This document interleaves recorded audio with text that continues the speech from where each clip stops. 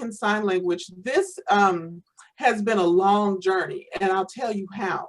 This started as an interest of mine way back in the day. I'm not going to date myself, but way back in the day when I was an undergrad. So, you know, you're sitting in class, I'm sitting in class, probably one of the language classes, and I got the epiphany. I'm like, wait a minute, most people that can't talk can't hear, okay? So then I started my minor in sign language. It was called Sign Language Studies. And so, Way to eat. I'm sorry. Oh, okay. So it was in Sign Language Studies. So then what happened after that is that I started getting involved in the deaf community, and that was in Little Rock, actually. So in Little Rock, Arkansas, and I noticed that they signed different than what I was learning. Okay, the Black Little Rock Advocate signed different than what I was learning. I'm like, wait a minute, what's that sign? Hold up, wait a minute. So that's where this study was born from. So this started as just my experience. And then the article started from a class that I took. You know, if you all are considering doing your PhD, I saw someone say that they were considering do it. It's you can study whatever you want because it's your show for the PhD, okay? Shameless plug, but you know, do it, right? Well, excuse me. So this started off as a class, sign language variation, because one of the first variations I learned in Arkansas, believe it or not, was Razorbacks. What's the sign for Razorbacks? I was like, you're kidding. So I'm like, they got a sign for that? So, you know, that's how I started to learn that, yes, there are dialectal variations in sign language as well. So, and some people, believe it or not, tend to disagree. These are my presenter disclosures. So financial and non-financial, this is just who I am, okay? And what I do. And I always highlight Black because they don't, this culture does not necessarily say African-American, even though there is a sign for it, AA, but they don't necessarily say African-American, they say Black. Okay, so what is Black American Sign Language? A lot of people denied its existence in the first place. So way back then, when I first started looking at that, they were just like, you know, it's just slang, okay? And we as SLPs, we know it's not just slang, okay? We know that there's different dialects and things like that. So here lately, it has become very popular. So you'll see, you know, BASL, Black American Sign Language, all over the place, right? So wanted to celebrate it a little bit, wanted to talk about it a little bit, because in my very first studies, when I got to grad school at Howard, one of my very first studies was, does it exist in the first place? Okay, so not, you know, is it a slang or something like that? It's, does it exist in the first place? Okay. So maybe this video will queue up for me. Just a second. And this one, like I said, it's a little bit long. And I'm sorry it's a little long, but it encompasses everything that I wanted to talk about. I may have to click on the link because it's not clicking for me. Just a moment. Okay, here we go. A part of America's tapestry that you've likely never heard of, Black American Sign Language. It's a unique form of sign language that's drawn new attention as the nation's so-called racial reckoning sheds light on how deaf Black Americans communicate in a language that's all their own. ABC's Kira Phillips has this story. Let us not wallow in the valley of despair. From the footsteps of Martin Luther King Jr. at the Lincoln Memorial. And so even though we face the difficulties of today and tomorrow, I still have a dream. To the fingertips of J.C. Smith. It is a dream deeply rooted in the American dream. You are witnessing the Black Deaf Dream. I have a dream that one day this nation will rise up and live out the true meaning of its creed. In a language. We hold these truths to be self-evident, that all men are created equal. In a moment. I have a dream that one day, even in the state of Mississippi, empowered by these significant signs of our time. From every mountainside, let freedom ring. And it's been a long time coming. How did the speech inspire you?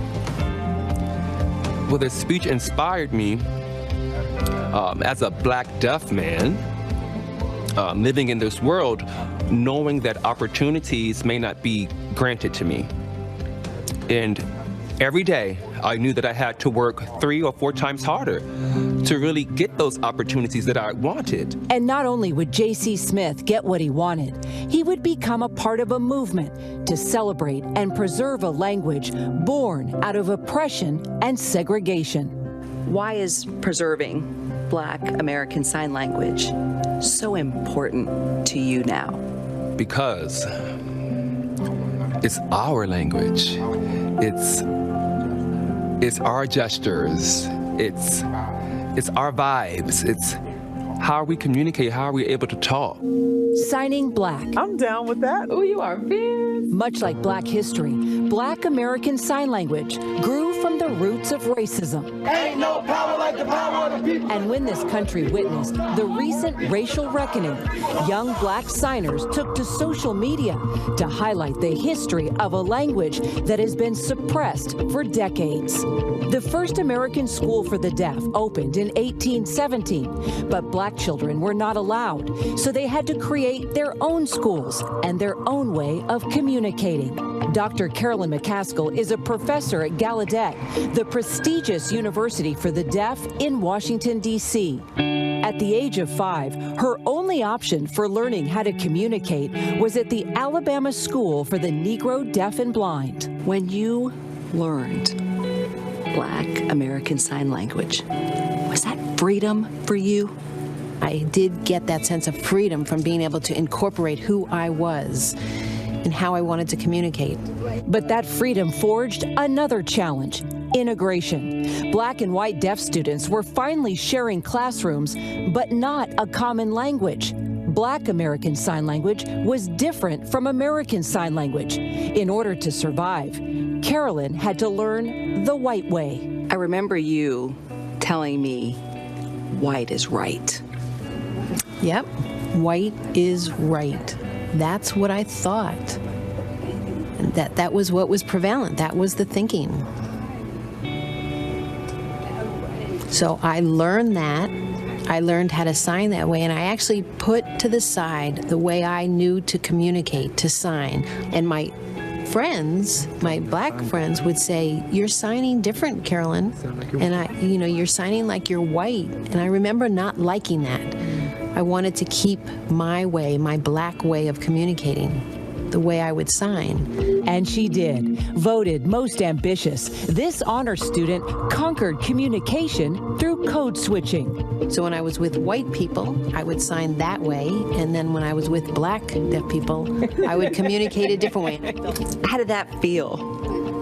Oh, that felt so free to me. It felt good to just communicate.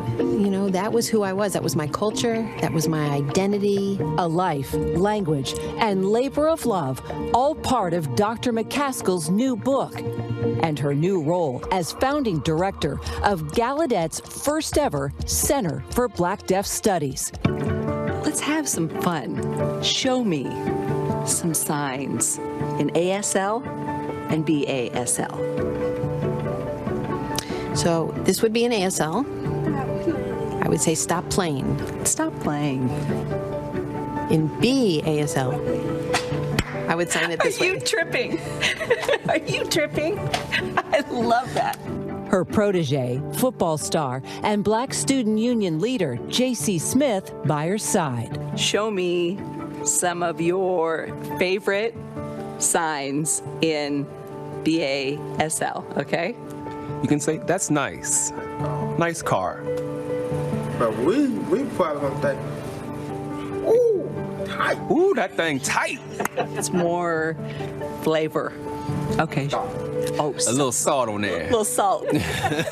It's a culture I was taught to respect decades ago when my grandfather rejected segregation in the 1940s as dean of the Michigan School for the Deaf, also inspiring my mom to prepare teachers of the deaf and become a fierce advocate for equal rights. I wanted to make sure that the deaf black kids in my class were treated the same as the white kids and given the same opportunities. And then later on, I became a professor at the university, and I was preparing teachers, and I wanted my students to have the same sort of feeling about equity and equality and treating people with respect.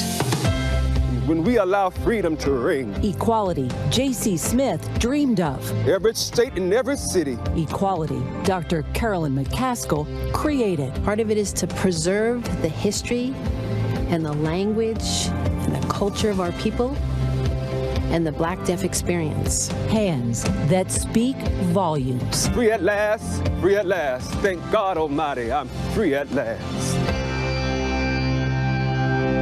Such a rich history there. Our thanks to Kira for that. So that just gives you a little bit of insight as to what Black ASL is, right? And how it's being celebrated now, because people, again, like I said, people didn't even know that it existed. And we see so much of ourselves, you know, we have to realize that many of our deaf friends and colleagues, they grew up in Black homes, okay? So of course they're going to speak some form of African-American English, just like a lot of us do. So there's going to be like an intersectionality, if you will. So that's kind of almost like a combination. So the video discussed segregation in deaf ed. So in my studies, I realized that there were so many you know, schools for the colored, deaf schools for the colored, okay? So we didn't integrate until, I guess, around 52, but we didn't finish until 78. And I'm originally from Arkansas. And that's the reason why I'm licensed in 3 states. I was gonna laugh and tell you all that's where the money resides, but it don't. It's just that I needed to do it because I went to school in Arkansas, and I also teach in Arkansas as well. So I teach online.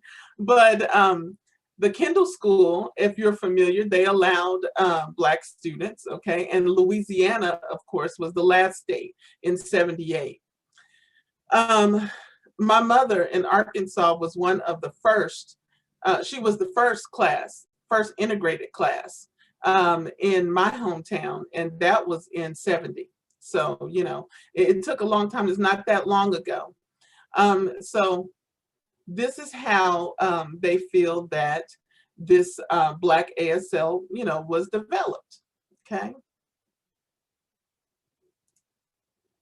So let's talk about this. I'm going to start to talk about this in some terms that speech pathologists start to recognize, because most of the information that I was looking for was found in books. We look at evidence-based stuff, so I'm looking for articles and stuff. So trying to start talking about the differences, the linguistic variation. So what is English and what is ASL? So these are two ends of the spectrum, okay? You see this continuum here. On one end, on the yellow end, this is ASL, that's pure ASL, which is a visual spatial language, right? The pidgin is, you know, where English and ASL kind of meet. They kind of collide there. I typically sign in PSD in pidgin because I'm not consistent with it. So you may see me use ASL signs, but I'll use it in English word order, things like that, because why? I'm comfortable with that, right? But completely English, a visual English, is called manually coded English. There's several different sign systems, but MCE is manually coded English. So in those, you'll use things like go, going, you see the ing, and gone. So you'll see things like that, okay? So those are some of the linguistic variations in which people sign. So what we're talking about here is ASL, but it's an intersection with AAE. Okay, so we're looking over here on this end of the spectrum. This is something that we also relate to, the 5 domains. And see, the people who were early educators of the deaf, they fought hard to have ASL recognized just as a language, okay? So syntax makes sense, semantics, pragmatics, all of that makes sense, right? Now, phonological and morphology, this is when things start to get a little fuzzy, because phonological, just by its nature, means phone, means voice, right? So how are they voicing with the signs? They're not. It's about muscle movement. So they've kind of forced that in there. I would be happy for them to come up with sign categories as opposed to spoken language, right? And morphology kind of overlaps with phonological, with the hand shape and the movement, okay? And that's how they classify ASL as a language, as its own viable language. So in this particular study, I was looking, and I had the opportunity, you all, to work with Dr. McCaskill over at Gallaudet. She was fabulous to work with. And so she helped me a lot with my research and pointed me in the right directions. I also had the opportunity to interview some interpreters. And one guy, and Adele, we talked about Dr. Payne being our speech mama. Dr. Payne is the one that made me go over to this one gentleman and work with him. So she was like, you go interview him. His name is Mr. Hairston, Ernest Hairston. So she made me go over and interview him. And guess what? He would not let me video him signing. He let me take a picture of him. But he was the one that initially said, he told me, he said, no, it's just slang. And I knew he was old school. So I'm just like, I don't think it's just slang, Mr. Hairston. But of course, I didn't say that. I was like, okay, thank you. You know, but I took his interview, but that was his thoughts on it, okay? But recently, I saw him in a video.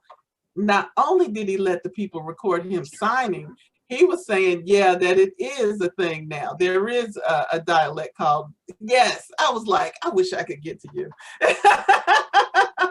I wanted to go to, I thought you said, but yeah, but I saw him in the video, so that was cool. So we were looking for articles because, like, you know, speech pathologists, we're always looking for evidence, right? So where's this evidence that Black American Sign Language even existed? So I'm looking for it, right? So I had to go all the way back to articles from 1970, okay? So some articles published from 1970 to 2010. That's what I was looking for at the time. And we wanted some articles that had some research questions or even some hypotheses. We wanted the articles that describe the people, you know, talk about the people. And we also wanted articles that had a real research design, okay? Most of this information I found was in books. So I go and I'm looking, 1,600, approximately 1,600 potential citations. Look how far it narrowed down. There were only 242 that actually referenced Black ASL. Of that, only 17 articles met the criteria for inclusion. Out of that, only 7 articles were identified to be appropriate for my study. Okay.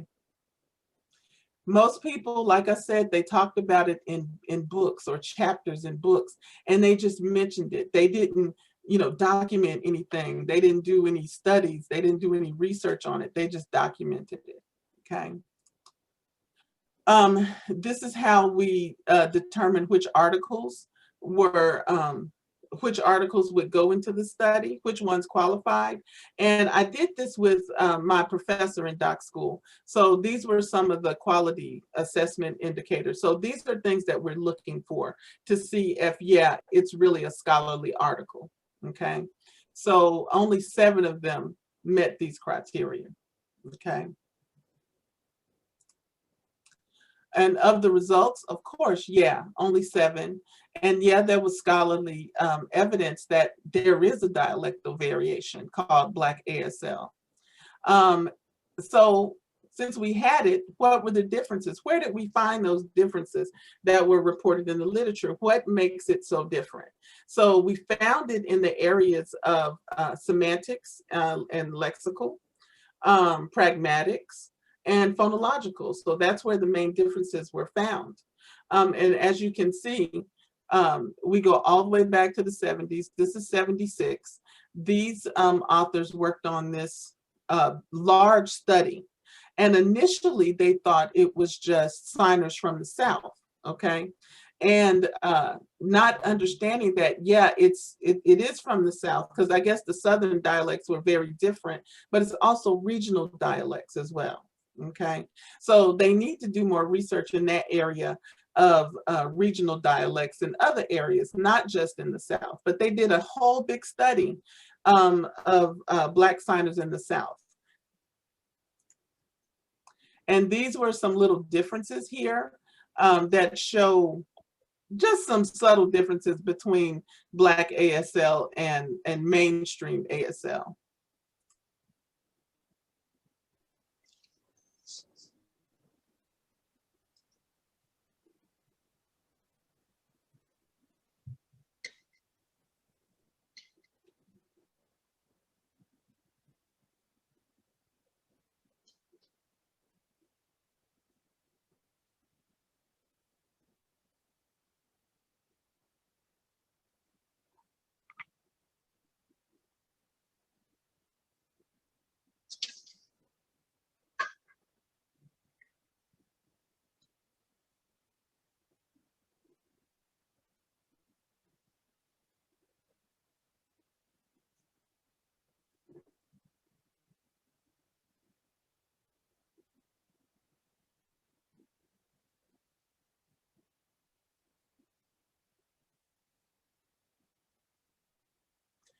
Okay, so that was just a little snippet.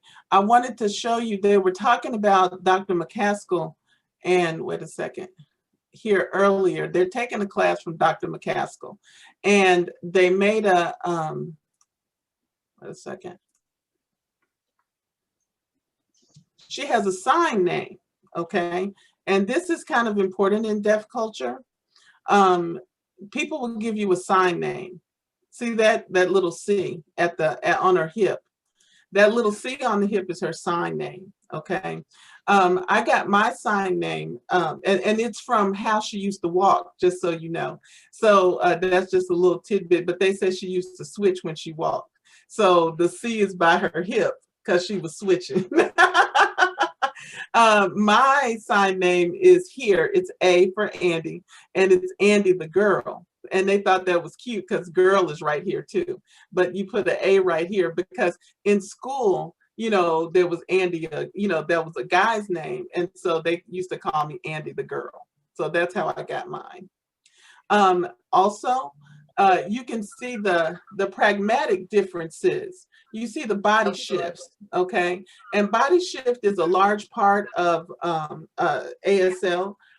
But you'll see it done in different ways. You'll see you'll see that Blackness come through. Okay, so somebody's not muted. Please mute, please. I think I can control it. I have to look for it. Thank you so much. So yeah, there's like a little body shift, okay, that you'll see Black people do in general. I don't know if you've ever watched, and I tell my students this, if you ever watched 2 Black men from a distance talking to each other, you know, where you can't hear them, all you can do is see them, okay? They look like they're about to fight. All you see is all this kind of stuff, right? And that's just how we interact. That's why sometimes we're perceived as aggressive, right? Okay.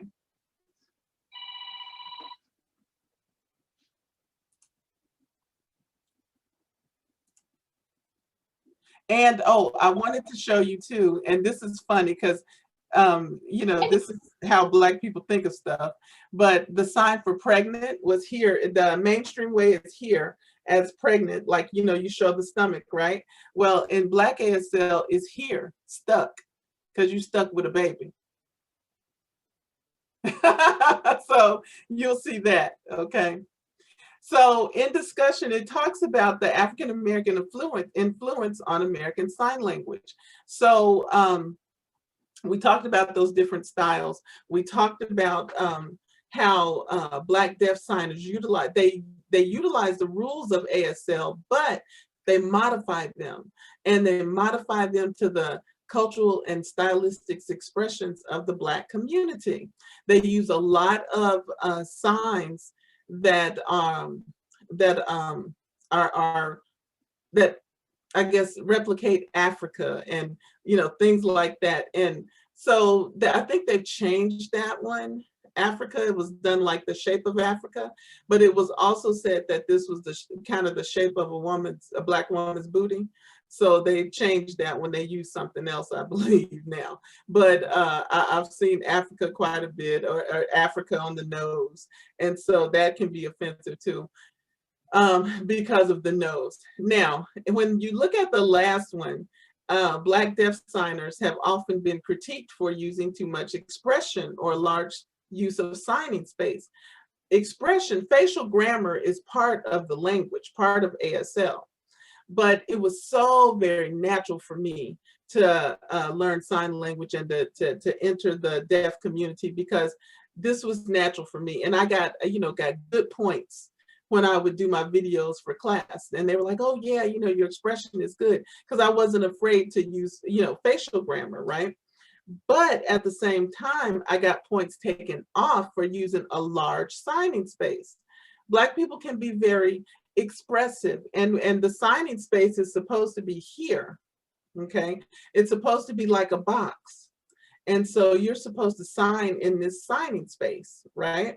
And I'm all out here because that's natural for me. That's what I do. And I remember getting points deducted. You know, you're outside of the signing space. You know, you don't know, people don't understand what you're saying because you outside of that space, okay?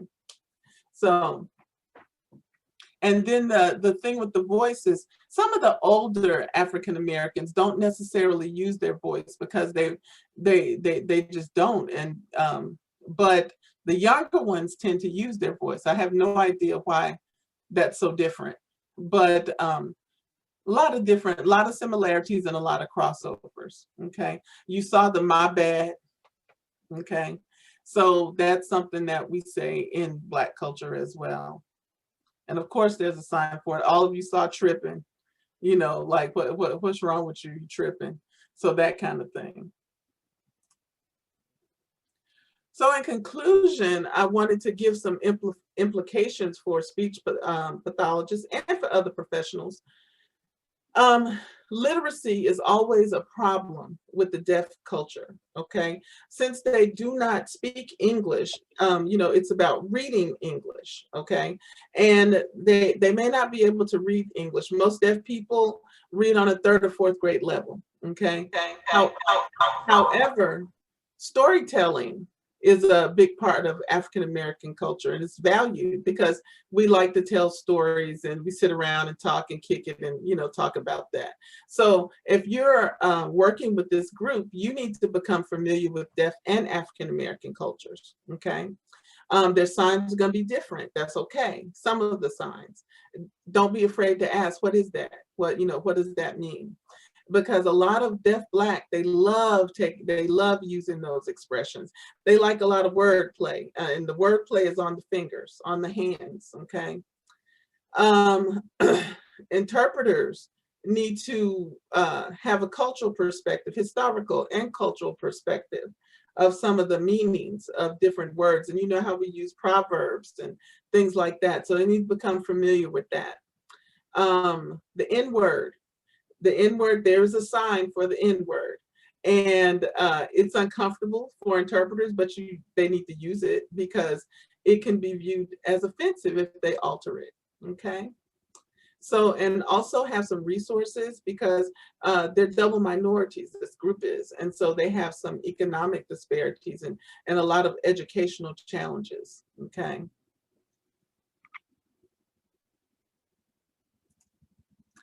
This this guy, you may or may not be familiar with. He's a Black deaf comedian. He also does stand-up. His name is Harold Fox. And I'm actually friends with him on Facebook, but I've never met him in person. But I enjoy his work. I love his work because he's hilarious. You can find him on, he has a little channel on YouTube.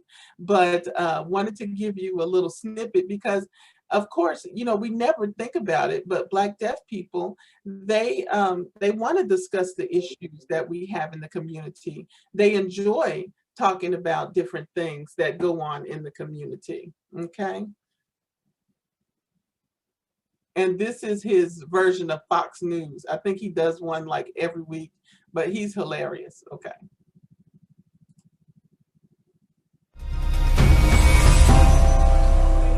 You are the Fox.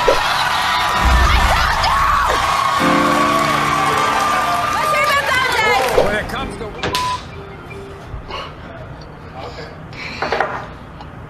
That's a cat. We'll go get it right away.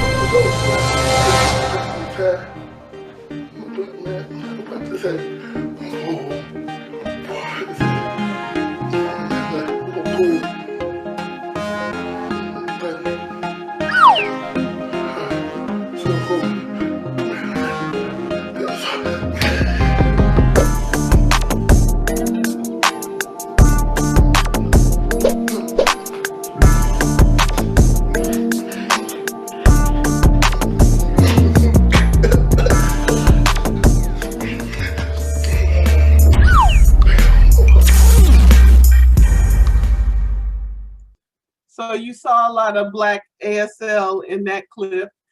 He tells jokes, he does skits. He's just super funny. I certainly enjoy that. if we have more time, I would go into some of these things, and I want you to see these. So we're not going to click on all of them. That's why I gave them to you, so you can look at them. The one that Dr. McCaskill, the book that she completed, they've done it on YouTube now. So this is The Hidden Treasure of Black ASL. You can find it there.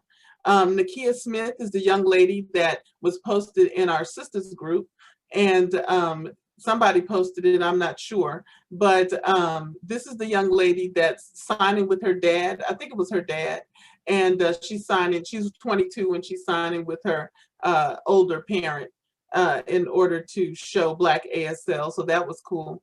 Why I Sign is a project that was done, and people are getting on talking about why they sign. And there's, believe it or not, a white woman named Stacey Abrams, but okay. And I wasn't familiar with her. This next one is some Black history signs. So I encourage you to click on that and try to do some and learn some signs. And these are Black history signs because it is Black History Month. The next one is Signing Black in America. This is far too long for me to show you, but it was very interesting. And Signing Black in America was a part, and Talking Black in America, which I thought may be of interest to you all because we are speech pathologists and audiologists. But these two are part of a Language and Life project, which was done in North Carolina. So I just recently, I wanted to see it all, and I recently ordered the DVDs. You can order the DVDs. I think they're like $20 a pop, and I'll probably use them in class. We all know about Kamala Harris, and I taught you about name signs. So she has a sign name now, okay, which is really cute. So I will show you how they came up with her name sign, because we're all very proud of our sister. So she had to get a name sign. Oh, wait a minute, I didn't know it was this long. Let me get to it.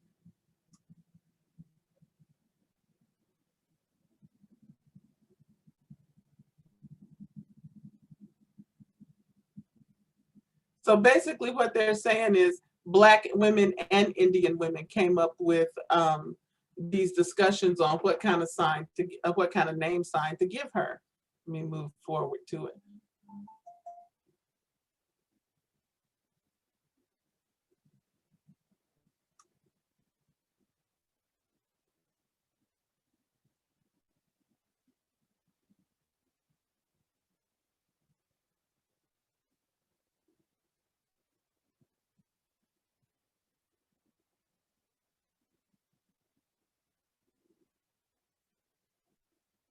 Okay, let me find it where they revealed it. Sorry about that.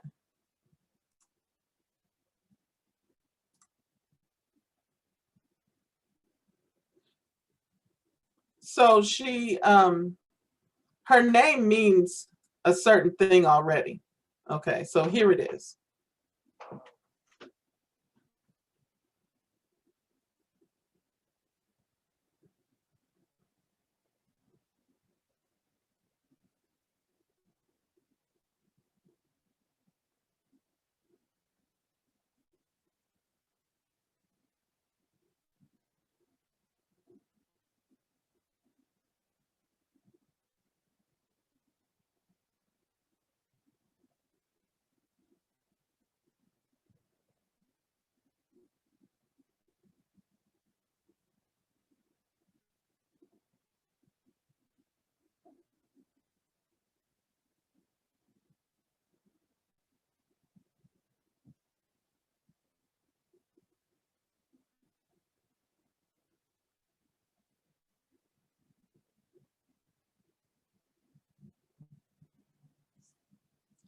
So that's Kamala Harris's sign name. Okay. So I thought that was really, really cool. So because she, the three fingers, because she has three firsts. So that was amazing. And it's like a lotus flower. These are my references. and I can look here in the chat to take your questions. Unless you wanted to say them for me. We have Daria, who's going to look in the chat and ask the questions. Oh, okay, perfect. Thank you. And thank you so much, Dr. Toliver. Oh, you're welcome so much. I hope you enjoyed it. So I referenced that song, Mary Had a Little Lamb, when you said where the money resides. Yeah, where the money, on Mary Had a Little Lamb, honey, where the money resides. If it was all that, I would have my license in New York, okay? So let's see, are there any questions? Someone said, what was the comedian's name again? That's Harold Fox. Okay. And there's another one who's a lady. I was looking for a lady and I found one, but she was a little too risque for the group. So y'all have to. It was. I was like, oh no. So yeah. I have a question. Can you show me the one for pregnant again? I know you said stuck. Stuck, like something stuck in your throat. Got it. You stuck with a baby. I could hear my mama telling me that. Look, yeah, mama, I'm pregnant, stuck with that baby. I can hear her saying it right now.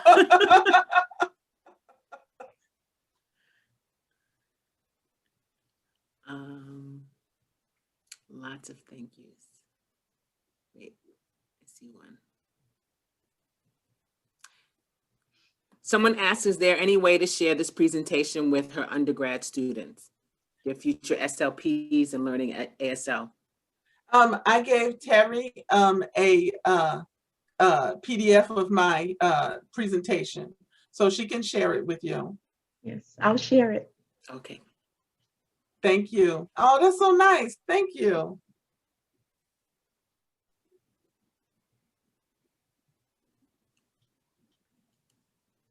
I believe that was it in the chat, but oh, really? I keep seeing it light up.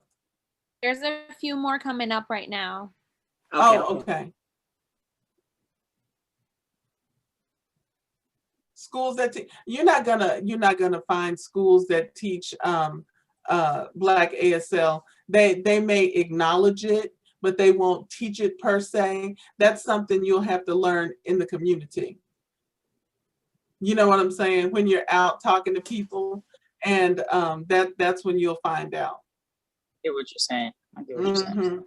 Because unless you go to Gallaudet specifically, I guess, and work with Dr. McCaskill, because they just started that center. And unless you come here and work with, you know what I'm saying, with her directly, then she's in DC though. She's not in Arkansas, right? No, she's in DC at Gallaudet. I'm sorry, I live in Capitol Heights, Maryland. I live very close to Gallaudet. And so I haven't had the chance to go over there and see her new center, but I would love to. And somebody said something about the K. See, I thought so too. I thought they were going to use that, but since Kamala means lotus flower, they were showing the bloom, okay? And so that bloom coming through, and then they were showing the first three. So, the fact that she was Black, Indian, and the first woman as a VP as well. So that's why they were showing that bloom. And then they gave it a little flavor with that little snap thing too, like that. Because I've also seen, I guess, Black people sign like from DC, because you'll say DC, DC. And I've seen it with a little snap too, like DC. I'm like, okay. So, so you'll see that little snap for a little flavor.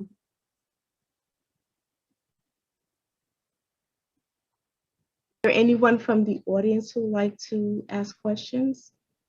Somebody said they had a love for learning ASL, so they need to find a community. There's the National Black Deaf Association that you can join. Just look it up online. There's and I need to join here, because I didn't join here. I joined an advocacy group in St. Louis because that's where I was working at the time. And I still work at the university, but I'm working online now. But same when I was in Little Rock in school, I was very active in their group. But once I left, then I kind of fell off. But I need to join. They have different events. They have, you know, different chapters. They have all kinds of stuff going on that interests Black people. So, and I'm sure they'd be happy to have you. Do you know which platform we can find the community in? Like maybe Facebook, Instagram? Do you know where we can find the community? Sometimes you can find it on Facebook. I'm a member of, like I said, I'm a member of the St. Louis one, and that one's on Facebook. So if you just go and look, but I would start with the National Black Deaf Association first and join there. So once you join there, then you can find the community. You know, shouldn't be hard. Thank you so much. Oh, you're welcome so much. Do I have any resources in Maryland that I can think of? What type of resources, Yama? Just as far as being in the community, or, you know, learning from the community, actual community. Being so close to Gallaudet, you know, being so close to DC, I can honestly walk to DC if I was in good enough shape. But it's I'm about 6 miles from campus, so I can go right there. But further out in Maryland, I'm not sure, like in Baltimore, but there's a large deaf population in Frederick, Maryland, believe it or not, that I'm not that familiar with. I haven't become a part of that. But in Baltimore, you know, like in places north of here, places a little further out, I'm not sure. All I know is that you can join the National Black Deaf. But as far as some of the other programs, I'm not sure, honestly. I would have to look for them. What are you showing me, Irma? I think I found the National Black Deaf Association. Is that what it is? Oh, okay, okay. National Black Deaf Associates Inc. Yes. That on Facebook. Okay, yeah.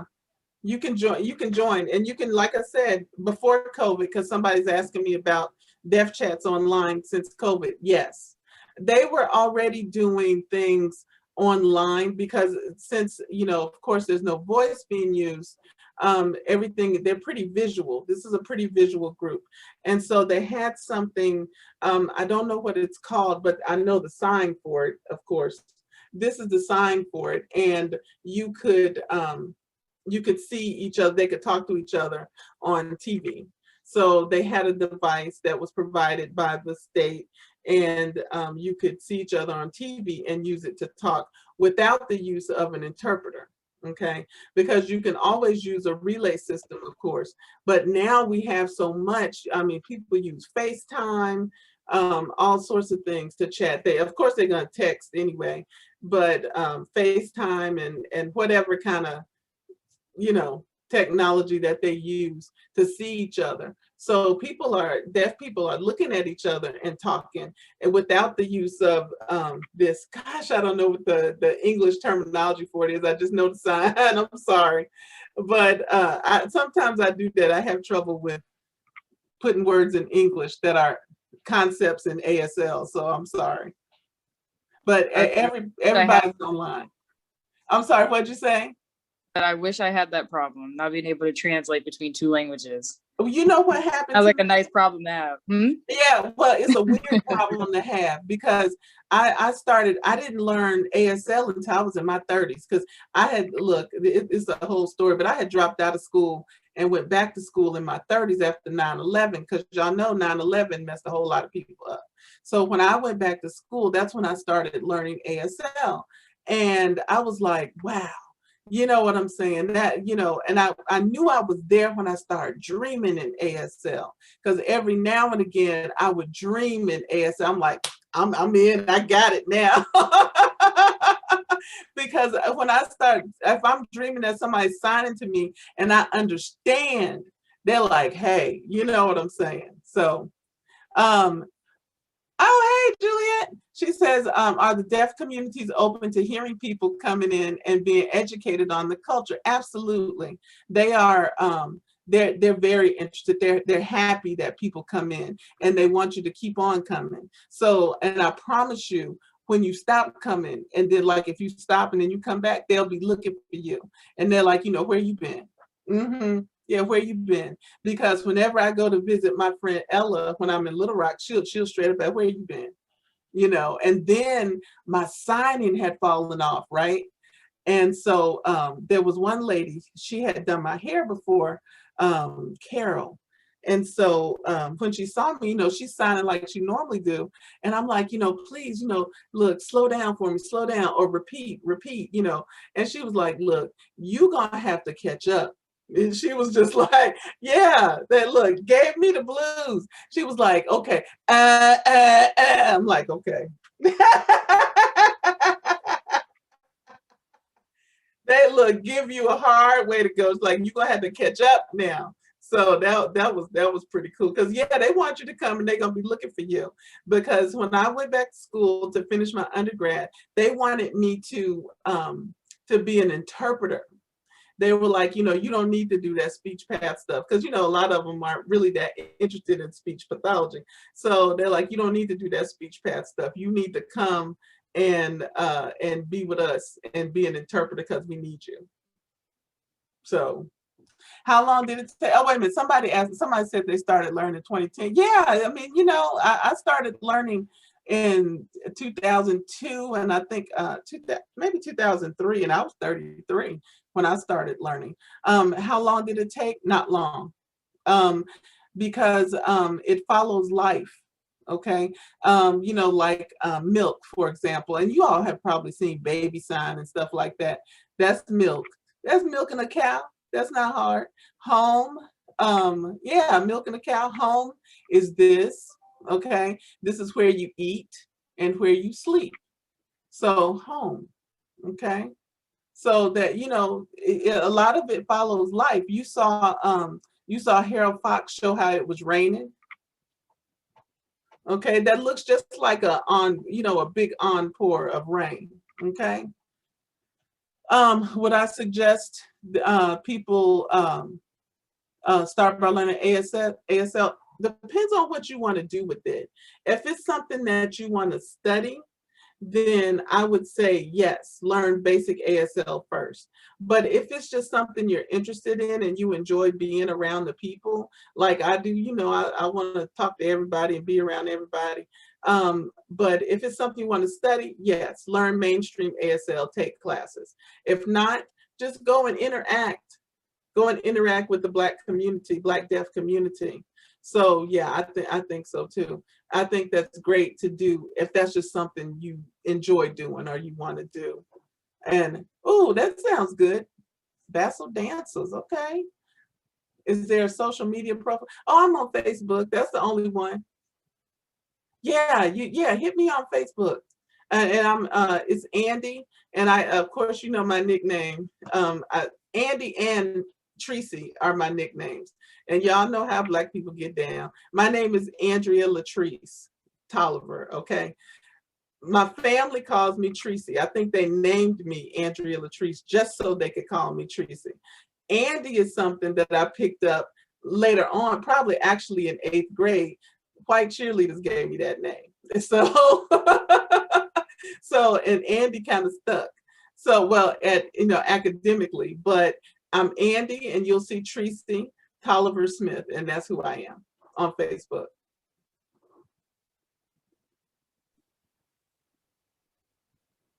Any other questions or comments?